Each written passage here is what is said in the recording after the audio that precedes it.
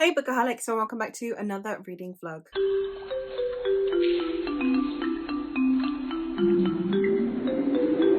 This week I'm going to be working through all of the books that have been sent to me by authors for some reason or another, because I've won giveaways or because I have received an ARC or because I've received a review copy. So I'm really excited to be getting to all of these books, and I'm super grateful to all of these authors for sending me their works and trusting me to review their stuff. However, I am reviewing everything. Honestly, at the end of the day, my reviews are for fellow readers. So as much as I only accept books that I am super excited to read, like I don't accept books that I am not interested in, because that's not fair on the author. So they are books that I am anticipating loving based on things that the authors have said, things that I've seen from fellow reviewers, etc. I am going to be giving entirely honest reviews, so fear not if that's something that you are concerned with. I, as I said, did receive these books from the authors, so full disclosure there. I am super excited to get into these. I have 4 books on my TBR for this week. The first one is The Hunter, which is the first book in The Hunter of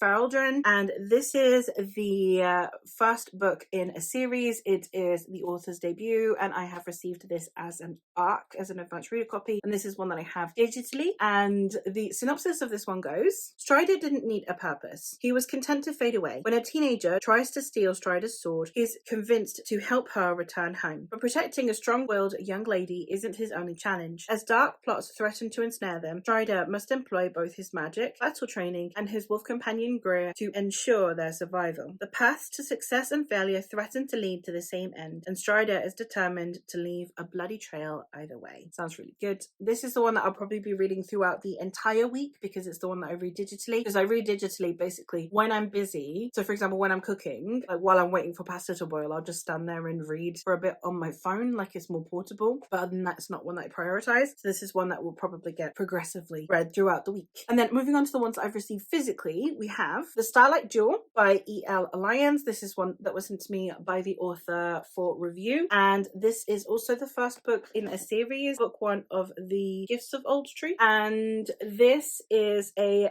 dark fairy tale, folklorish epic high fantasy. I'm really excited for this one. This synopsis sounds so cool. This one says, it felt strange to run again after settling into the mundane routines of menial labour. Running through the starlit streets and sewers of her beloved Minalav had once been a daily habit, but now she was breathless in just a few minutes. The footfalls of her pursuers sounded from multiple directions to corral her, and she decided she'd given a merry enough chase. She ran out to the docks, taking in the sight of the sea as she caught her breath. If she jumped in, ending the game once and for all, no one would be able to use Hyde against her. No one had to know what was peculiar about him, though they'd find out eventually. He could be forgotten for a while and left to live his life among humans who didn't care about Minalav, Norgans, Ashites, hybrids, and Spriggans. All she had to do was let the salty sea leech away her life. I'm super excited to get to this one. It's got like a fae-like city, I believe, which is Minalav. Sounds fantastic. And again, dark fairy tales, like total buzzword for me. The next one that I received was The Peace of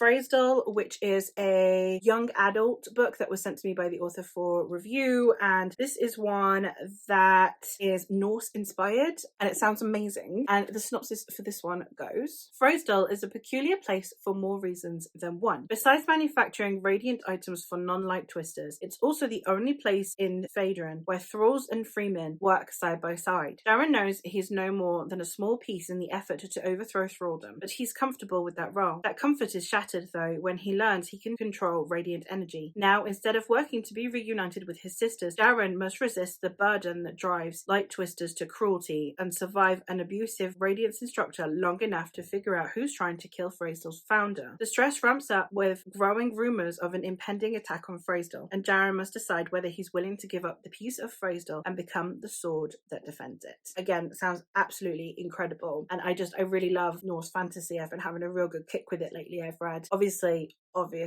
one of my absolute favorites is the Hanged God series by Tilda Holt, but I've also really enjoyed The Wolf and the Whale by Jordana Max Brodsky. I really liked the Icefjord saga that I read in February, so I'm on a Norse high, so I think I'm going to have a really good time with this one. And then the last one is one that I won in a giveaway, and this one is particularly special because it's got Selkies in it. I love Selkies. They are a mythical creature that is just so obnoxiously underhyped. I don't see Selkies anywhere, so I'm super excited to be getting into a book that features Selkies. It also seems like it's quite a seafaring style story anyway, so I think I'm going to have a really good time set on an island. I got sent the special edition hardcover from this giveaway, so we have obviously these beautiful covers and it's got a really nice matte finish, and then we also have Under the Dust Jacket art, which is absolutely stunning, and we also have a signed end paper, which is also absolutely beautiful, and we have a really detailed map. We have like the island and then we also have the city, so you know, 2 maps definitely being catered to here, and then we have art as well. So I am very, very grateful to have this absolutely stunning edition. And the synopsis of this one goes: dark be the water and darker still the creatures that lurk within. Free-spirited Isla Blackwood has never accepted the shackles of her family's nobility. Instead, she sails the open waters searching for belonging on the waves. But when tragedy calls Isla home, she realizes she can no longer escape the duty she's been running from. Selkie raiders have been terrorizing the island's coast, and when they strike at Blackwood Estate, Isla is forced to flee with her hot-headed brother and brooding swordsmaster. To avenge her family and reclaim her home, Isla will have to set aside old grudges and join forces with an exiled Selkie searching for a lost pelt. The heirloom might be the key to stopping the bloody conflict, but only if they can steal it from the island's most notorious Selkie hunter, the Grand Admiral himself. Caught between a promise to the brother she once left behind and an unlikely friendship with a Selkie who should have been her enemy, Isla soon realizes the open seas aren't the only treacherous waters she'll have to navigate. As enemies close in on all sides, she must decide once and for all where her loyalties lie if she wants to save what's left of her family and find the belongings she's been searching for. Sounds amazing. I love the sound of this heroine as well, someone who is having to more deal with like internal conflict, and I just think I'm going to have a fantastic time with this one as well. So I think what I'm going to do is I'm going to start with obviously the Hunter, because I'm going to be reading that throughout the week, and I'm also going to start the Starlight Jewel. I am going to go in like the order in which I received them. Seems like a sensible random selection of how to get through these books, because I'm super excited for all of them. So like actually having to just actively choose just sounds like a terrible idea, so I'm just going to go with the order in which I received them. So I'm starting out this one today and the Hunter today. I will do what I usually do, where when I like start it, when I'm like about 100 pages in, I'll give you a quick update and tell you how I'm feeling. Then I'll give you another update when I am halfway through. If they don't coincide, like if it's a 300 page book, then I'll just give you an update halfway through, and then I will give you my overall impression. Yeah, I don't think I've been this excited for a stack of books in a while, and I am super pumped to get to these. I forgot to mention, and I don't know why I forgot to mention, because oh my god, so impressive, but in the standard edition of the Starlight Jewel, not any special editions or anything, you also get a really nice looking map, but more importantly there are illustrations, which I love me some illustrations. See if I can find another one. Like, how stunning are these? Can't wait. Yeah, I mean, like, I know he's an asshole, but I'm with Gaston in the whole, like, how can you read this? There's no pictures. It's like, no, pictures really do enhance the story. So, yeah. Anyway, I'm going now. I'm going to go read.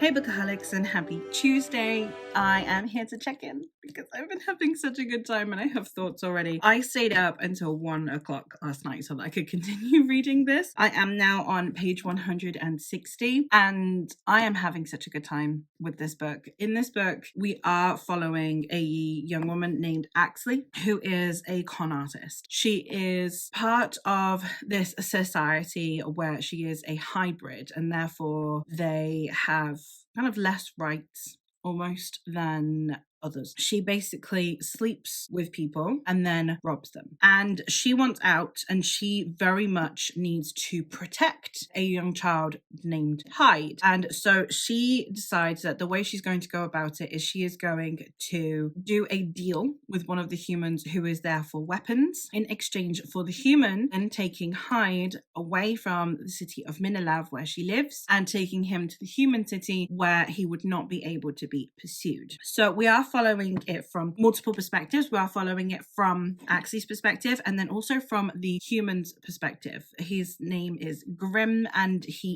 is human and a soldier. So we are getting it from both of their perspectives, and I don't know if this is going to become a romance or not, because at the minute it's a lot more focus on the society. We had the first chunk was definitely a very like heist con style story. This one, weirdly enough, is actually reminding me a little bit of like a epic fantasy fairy tale-esque version. It's like if you took Carnival Row, the humans versus non-humans, the segregation, the kind of griminess, and you paired it with the Crimson Petal and the White, which I don't know how many of you have either read or watched, because the show is really good. But it's kind of like a combination of those two, and I'm really enjoying that. I'm having a really good time with it. I can't wait to continue, which is what I'm going to go sit down and do now. So I might be able to give you another update soon. But I am a third of the way in, and I am hoping to have this finished by Wednesday. So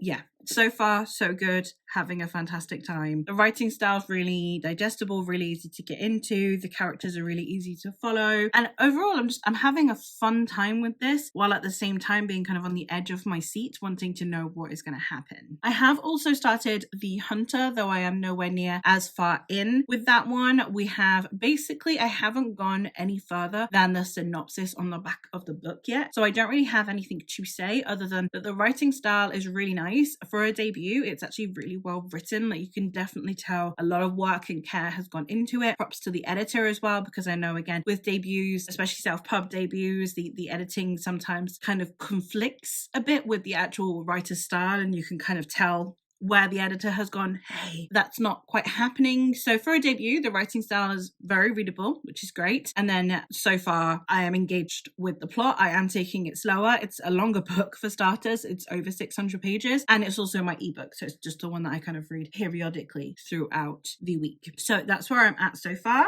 So I have no idea how many pages I am into The Hunter. And then I am 160 pages into this one. So we're going to continue reading this now. And I will be able to check in with you tomorrow with an update, hopefully, of being even further into this one.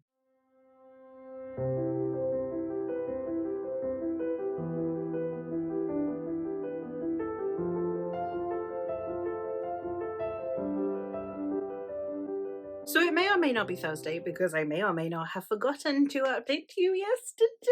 But I did finish the Starlight Jewel. Anyway, updates halfway through the book never work out very well anyway, because it's just me being like, things have continued. So I will give you my overview of this one instead. This, I think I'm going to give it 4 stars. I haven't actually run it through Corpal yet, because I read it too late into the night again. Every single time I have read this book, I keep reading it really late into the night. Need to have more self-control. But I had an amazing time with this. It was really compulsively readable. I really liked the interpersonal relationships that we have. We also have an interesting romance, but we have a lot of discussions around personal effect on a community, on a society, the idea of bending the rules and the impact that that has on, for example, younger people. So if you do something wrong, then someone who is impressionable would potentially do the same thing. It discusses things like how certain laws are put in place to protect people, and if you disobey them, then other people can take advantage of that hole that you have made. And it was a very interesting book when it comes to those discussions, and I just wasn't expecting it from this kind of story. So I had an amazing time reading this. That was really compulsively readable. I think this is going to come out at a really high 4-star, and I am really looking forward to the next book. I've asked the author when the next book is coming. It is unknown, but I will definitely be buying it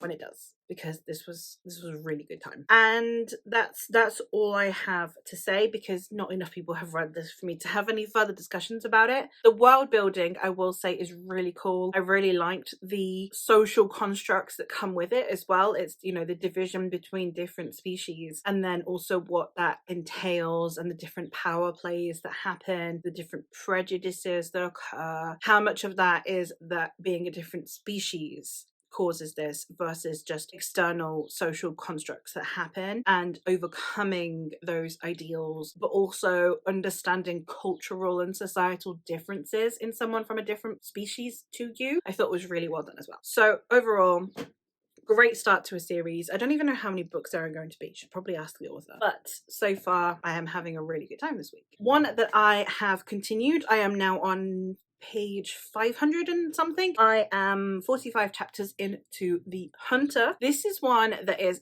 epic fantasy. There is no way you could ever question it being anything other than epic fantasy. Got a lot of the things that you would expect actually from grimdark, and I am really enjoying this. As a debut, this is really, really, really well written. I am enjoying the interplay between the characters. What's interesting actually is I've just finished the Innisfail series by L.M. Riviere. And there is so much kind of crossover value between the two in such a good way, because we do have this kind of like grumpy older dude and then this young girl who he has to help unwillingly. But in this one we have Strider, and Strider is a hunter and he lives by himself until he catches someone trying to steal from him, and it turns out that Addie, the girl who was trying to steal from him, has some unusual abilities. And it was such a good introduction between the two characters. You get straight in there. We have a companion animal as well, which is fantastic. I always love an animal companion. Greer is adorable. And for the most part, it's just a really, really good epic fantasy story. Like, it definitely scratches the itch of me wanting to read more epic fantasy. I'm in such an epic fantasy mood at the minute, and that was definitely fulfilling it. So my brain is really satiated because I've got kind of the whimsy and the allure and the intrigue and the fast pacing that comes with this one, all while reading the slightly more dense and nitty-gritty epic fantasy-ness that comes with The Hunter. Having a really good time. But having finished The Starlight Jewel means I need to start my next physical read, which is going to be The Piece of Phrasal, which is the first book in the Light Twister series, and this one is a Norse-inspired YA epic fantasy. This one does come with a full colour map, really nice paper that is on as well. This one is also signed by the author, so I am going to be diving into this one hopefully later on today, and I'm really looking forward to it because I love me some Norse fantasy. One of my favourite series, which is the Hanged God series, is a Norse fantasy. I read a Norse fantasy back in February, which is the Icefjord series, so hopefully this one will also scratch the itch and I'll have a really good time with it. So when I am halfway through this one, I guess, or maybe a bit less, initial thoughts, and then we'll go from there. Hey, it's Thursday night, so I thought I would check in because I have just reached the halfway point in The Piece of Phrasal, so I thought I would update you. This is one that so far I am really enjoying. I really like the writing style. I think that it's a good prose for YA in the sense that it is very accessible and very easy to understand what is happening. It's very pacey, it has very punchy dialogue, and at the same time it's still managing to put across all of the complex themes and ideas and plot that are happening, so I think it's doing really well in that department. As for the characters and the plot and the narration themselves, I think that the characters fit very well into typical classic fantasy archetypes that we see. We have a young man who is in a less privileged situation, who has kind of goals to be in a more privileged situation, or not even to be in a more privileged situation, just someone who never expects anything of their life, and they're just kind of working towards minor improvements of their life. And in this case, then they are thrust into being someone of importance, and then we have a mentor figure, we have needing to understand the new role that they are in, etc. So it's a very typical fantasy setup, and that is actually something that I'm going to be discussing in a live stream that by the time this vlog goes up will have already happened. That is over on Stephen Arian's channel, and it's a discussion for the second book in the Memory, Sorrow and Thorn series by Tad Williams, and that is definitely a similar topic that I want to discuss, where I actually don't mind that setup. You know, you have Frodo, you have Rand. In the case of Memory, Sorrow and Thorn, you have Simon. You know, you have a similar setup in the Shannara Chronicles, in Riftwall Chronicles. Like they are perfectly sensible things for setting up fantasy. It's a trope that we have seen a lot, and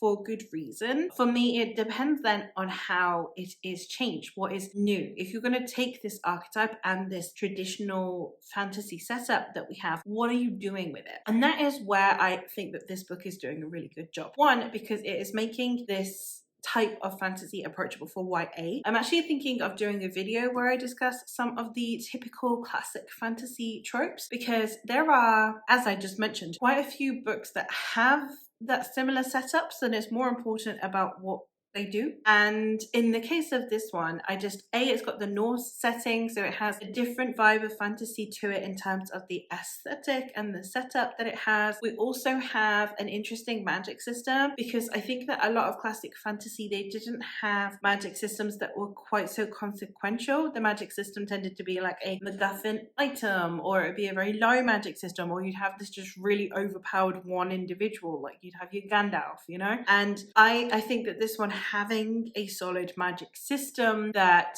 has consequences and rules, having a mentor who is trying to teach this character how to wield their magic in a more tangible way instead of just trying to teach someone that they are a chosen one, because I think was really good. So far, really good setup. I'm really liking that. And the setting, as I said, I think is really pulling through as well. You're definitely getting the right vibes from it. So I am happy to report that so far, halfway in, it's sounding really good, and I'm looking forward to continuing with the second half. The other book that I have been reading is, of course, The Hunter. This is one that I have been slowly working my way through. I say slowly. I've been reading, I averaged it out that I needed to read 11 chapters a day, because the chapters are really short in that book. It is a really long book. It's an 800-page Kindle book, but the chapters are really short, so it's really pacey. So far, it's giving me really good grimdark vibes. So much like when I was reading it alongside the Starlight Jewel, where I had two different types of fantasies that I love. I had this whimsical, folkloric, romantic, but also had very dark elements and had very poignant moments to contrast the grimdark. Now I have kind of the lighter writing style that comes with YA, and I have a more traditional classic fantasy setup that you have going with this one, which contrasts really nicely with the Kate Agard one. So far I am really enjoying that one. The plot for that one is thickening now, so it's going to be one that's going to be, it's been thick for a while, but I haven't been talking about it, and it's going to be one that I think is going to be really difficult for me to talk about, because it's an 800-page book. It's not like with this one where the halfway mark is just over 100 pages. I'm 172 pages into this one. With the other one, I am over 400 pages in, you know, at the halfway point. So it's so much more has happened, and because it's an arc and because it's a debut, I think I'm just going to leave that one, and then at the end when I wrap up, I will talk about that one a little bit more at length and try and give a spoiler-free but kind of broader stroked review, because there is a lot that I want to say. There's a lot of things that I can't say, and obviously with a book that big, where you start out and what is in the synopsis, even if it takes 100 pages to get to that point, which is kind of the norm, so much more can happen in 700 pages. So that one I'm trying to navigate exactly how to talk to you about it, but just know that it is delivering on the vibes exactly the way I want them to. I am really enjoying the interpersonal dynamics between the characters. I really like the pacing of the story and the way the author is building on that. There are a few debut problems, especially when it comes to dialogue, but as a self-pub debut goes, it's really solid, and I am really glad to be reading it, and I feel really grateful that I received an ARC for it, because it is one of those that I am happy to be reading. I am going to go because it's really late and I should be in bed, but I thought I would come in and chat to you guys about the first half of that book, and we will check in tomorrow when I finished it. So I got my package yesterday because I ended up ordering the physical wind-up of The Innisfail Cycle by L.M. Riviere because I really loved it, and I did not expect this book. Now, it looks like a normal size indie paperback, right? That's the size of my hand. I'm going to get a normal size indie paperback to give you some scale. You know, the rather big, chunky indie paperbacks. This book is the biggest thing I own. It is absolutely enormous. I have no idea where I'm going to store it. Super happy to have it. It's beautiful. I have the series now physically, which makes me happy. Don't know if I'll be holding it up in videos. Not gonna lie. I have food on my blanket. Anyway, that's beside the point. I just thought you should see this. I will give you a reading update in a minute, but I just thought you should see this. Hey guys, it's Saturday and it's time for me to check in. It's actually overdue for me to check in. I didn't check in yesterday because obviously I checked in really late on Thursday, and then I didn't actually finish the book until Friday night. Actually, no, at the very end of it, I actually ended up reading this morning. So I have now finished The Piece of Phrasedale, which I enjoyed. I think it was a really good debut. I think it was a really good installment in terms of traditional classic fantasy. I think it would be a really good entry point for YA readers into classic style fantasy. So it had a lot going for it. I think that it didn't necessarily play with new tropes, but it did play with them in a new way. Like the setting, so that the classic fantasy combined with this Norse setting worked really well. We had also some really interesting character dynamics, especially given that the protagonist's motivations are mostly based around his sisters and then overcoming thraldom, which is the Norse version of slavery. So there were interesting motivations for this character, because it's not that he wants to go out and kill all of his oppressors. It's more that he wants to kind of diplomatically overthrow thraldom, make it something that is ingrained within the society slowly, which was an interesting perspective. We have the kind of harsh mentor trope. We have the Jarl character was an interesting one. So there was a lot to love. It's not necessarily going to be a new favorite, but I definitely will continue the series. I'm very interested to see where it goes from here. It's definitely one that I think has so much potential. The magic system was really interesting. Given we don't normally see hard magic systems within YA, it's not necessarily a hard magic system, but there is like there are more parameters to it, and there are more consequences to it than you normally get in the magic in YA. So I really enjoyed that. So for the most part, I haven't run this through core pile yet, but I think it's probably going to end up coming out at a low 4 stars. And I have since started The Sea of Souls by NC Scrimger. I am now 82 pages in, so not halfway, but I am a decent ways in. And I also read, because I have the special edition hardcover, this one also comes with a prequel short story called A Serpent's Wake. And I actually think that the prequel is fantastic character setup. It's a really, really good way to get you to know the character and the character's experiences before you see them within the actual main plot. So I really, really liked the short story that came with this, and I'm really glad that I read it. You can get it for free on the author's website if you subscribe to their newsletter. And if you are thinking of picking up this book, I would highly recommend doing that. Again, it's free anyway, and it gives you a sample of the writing style and the setup of the characters, and I really liked that. Short story, really good. And now the first 80-ish pages of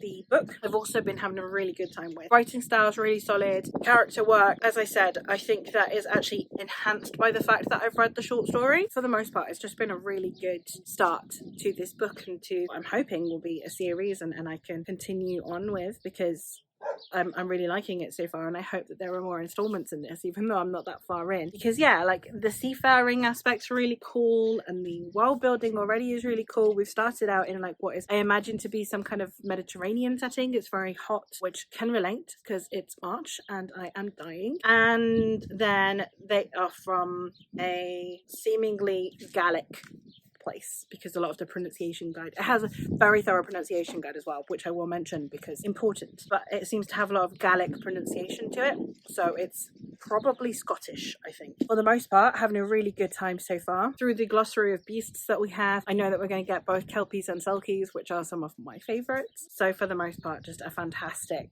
dive into this already, and I'm not very far in. My hope is to get halfway today, so I need to be getting here, is my hope. That seems manageable. It's 110 pages to go. And then, yeah, I am also continuing my way through The Hunter, which, as I said, I'll tell you all about when I am done, which I should be done with by tomorrow. It seems a bit of a stretch, but I should be done with it by tomorrow. We shall see. But yeah, that's it for this update. So hopefully I'll be able to check in tomorrow with some final thoughts on at least some of the themes. And if not, then Monday will be when I wrap it all up completely, depending on how late into tomorrow night I end up reading.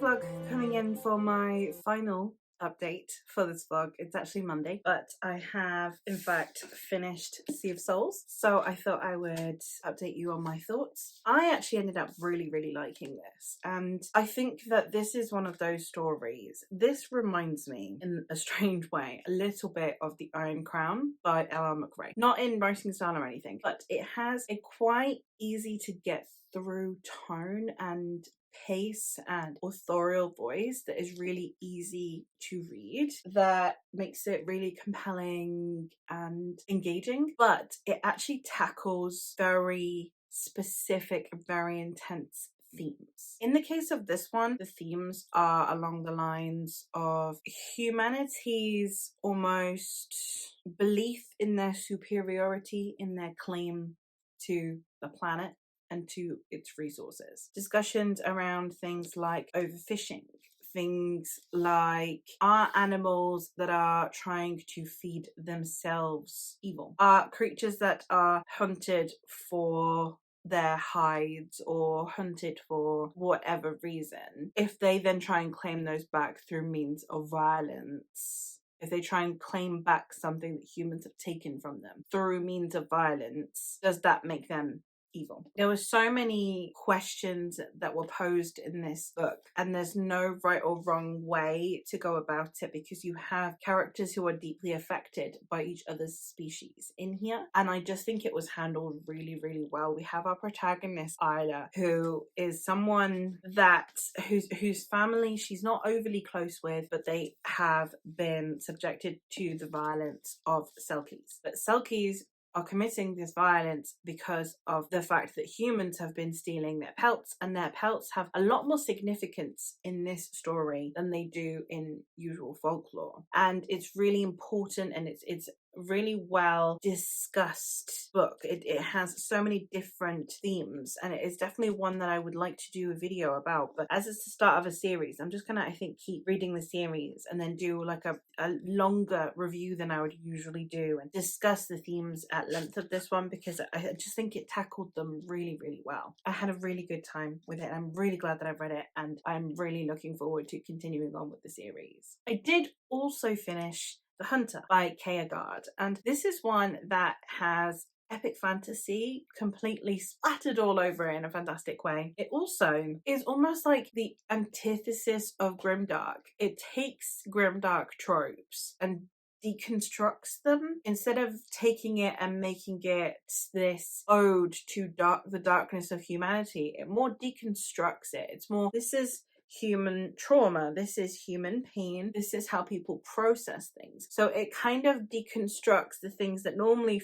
feed a character's darkness, and instead makes you analyze a character's darkness, which I thought was really well done. For a debut, this is absolutely incredible, really. I think that it had so many themes that were really well written, and I liked the way that it discussed the human interactions. We have a wolf companion as well that I like. He was a little bit Night Eyes-ish, and then we have a character who, weirdly enough, you have a character who is in a position that would normally be the end of their arc, because Strider has basically just not long ago murdered the person that murdered his loved ones. So his arc in a normal fantasy sphere is complete, and he was wounded, and he is considering whether or not he should let that injury become fatal. And his wolf companion Greer is the one that is trying to find him a reason to live. And then we have this girl named Addie, who is a thief, and she's a very terrible thief at that, but she needs help, and she gives him purpose, and Greer is the one that drives him towards that purpose. And it's just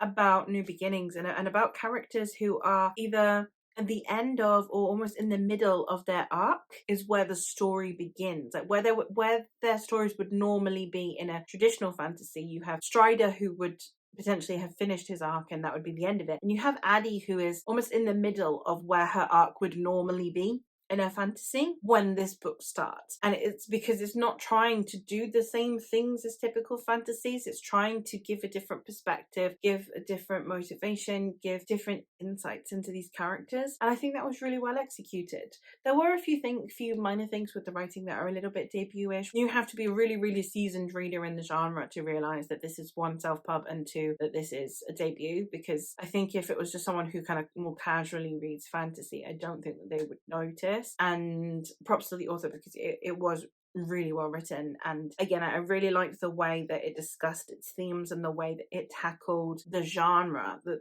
take, the angle it had for the genre as well. So both themes within the story and then its discussion of the genre itself was really good. So that means that this is a 4-star vlog all round. I started out with The Starlight Jewel by E.L. Lyons, and this is a dark fantasy, folkloric romance-ish, and it was so good. I had a really good time with it. It was so compulsively readable, and I had an amazing time with the characters and the world building. 4 stars for this one. We have The Piece of Phrasal, which I think was a really good introduction to a series. I don't think that it necessarily did anything hugely groundbreaking, but I think that it is definitely setting up to be a much more interesting series in future installments. It does take on some tropes that we get a lot in fantasy and then plays with them. It has a distinct magic system, which I thought was really good. It has a clearly Norse-inspired setting. There were a lot of things that the author was clearly playing with, and there were a lot of things that the author was clearly setting up for us to see in future installments. So a fantastic start to a series, even though on its own, I don't think it's necessarily doing the most innovative thing.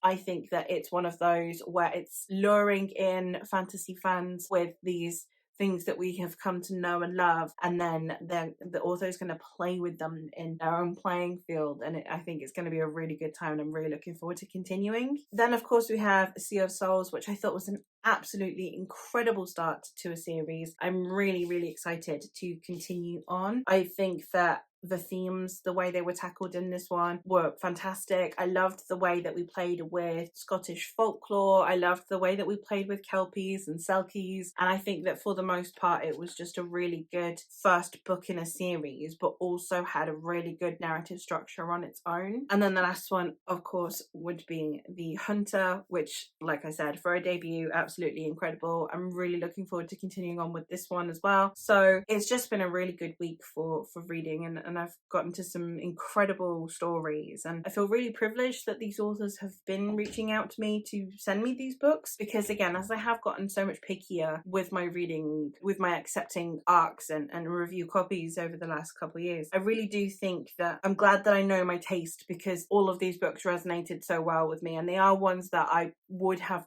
purchased. They're not ones that it's just, oh well, since it's free, I'll read it. They are books that I would happily purchase. But overall, I'm just really glad to have gotten to all of these books, that I enjoyed them all as much as I did, and that I am privileged enough to have been sent them. But that is all from me for today. So I hope that you've enjoyed this vlog. I don't have a huge amount of energy today, as you may have noticed. So I'm sorry if I don't sound as enthusiastic as I should, but they are incredible books, and if you want to check out any of these, I'm going to leave links to the authors' websites in the description in case you want to check any of them out. Self-pub authors always need all the love they can get, so you know, if you want to go give them a look, then go for it. And that is all for me for today, so I'll catch you in another one soon. Bye.